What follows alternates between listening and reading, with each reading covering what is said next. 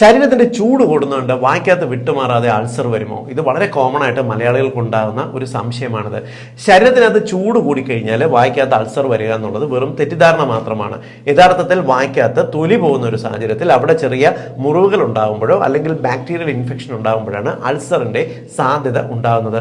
Ulcer ഏറ്റവും കൂടുതൽ വായ്ക്കകത്ത് വിട്ടുമാറാതെ വരുന്നതിന് കുറച്ച് കാരണങ്ങളുണ്ട്, പറഞ്ഞുതരാം. ഒന്നാമത്തെ കാരണം എന്ന് പറയുന്നത്, നിങ്ങൾക്ക് വായ്ക്കകത്ത് ഏതെങ്കിലും ഭാഗത്ത് ചെറിയ മുറിവുകൾ, പല്ല് തേക്കുന്ന സമയത്ത് ബ്രഷ് കൊണ്ടിട്ട് ചെറിയ മുറിവ് വരുന്നു, ഇല്ലെങ്കിൽ നമ്മുടെ പല്ലിന്റെ ഏതെങ്കിലും വശങ്ങൾ കൊണ്ടിട്ടോ കടി കിട്ടിയിട്ടോ ചെറിയ മുറിവ് വന്നെങ്കിൽ അവിടെ അൾസർ ഉണ്ടാകാനുള്ള സാധ്യതയുണ്ട്. 4-5 ദിവസത്തിൽ മാറിയെന്ന് വരാം.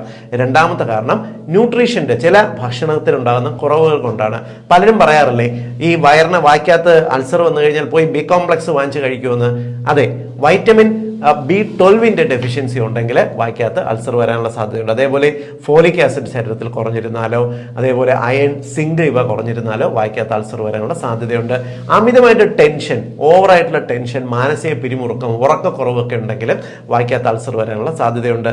കൂടാതെ നിങ്ങൾ ഉപയോഗിക്കുന്ന പേസ്റ്റിന്റെ അലർജി കൊണ്ട് ചിലർക്ക് അൾസർ ഉണ്ടാകാനുള്ള സാധ്യതയുണ്ട്. ഉദാഹരണത്തിന്, നിങ്ങൾക്ക് ഉപയോഗിക്കുന്ന ടൂത്ത് പേസ്റ്റിനകത്ത് സോഡിയം ലോറൈൽ സൾഫേറ്റ് എന്ന് പറയുന്ന ഒരു ഇനം രാസവസ്തു അടങ്ങിയിട്ടുണ്ടെങ്കിൽ, പല പേസ്റ്റുകളിലും ഉണ്ട്. ഇത് ചിലരിൽ, എല്ലാവരിലും കേട്ടോ, ചിലരിൽ ഇത് വായ്ക്കകത്ത് അൾസർ ഉണ്ടാക്കിയെന്ന് വരാം. നിങ്ങൾ കഴിക്കുന്ന ചില ഇനം പഴങ്ങൾ നിങ്ങൾക്ക് അലർജി ആണെങ്കിൽ, പ്രത്യേകിച്ച് മുന്തിരി, പൈനാപ്പിള്, നാരങ്ങ പോലുള്ളവ നിങ്ങൾക്ക് അലർജി ആണെങ്കിൽ ഇവ കഴിക്കുന്നതിന്റെ പുറകെ വായ്ക്കകത്ത് അൾസർ ഉണ്ടായി എന്ന് വരാം.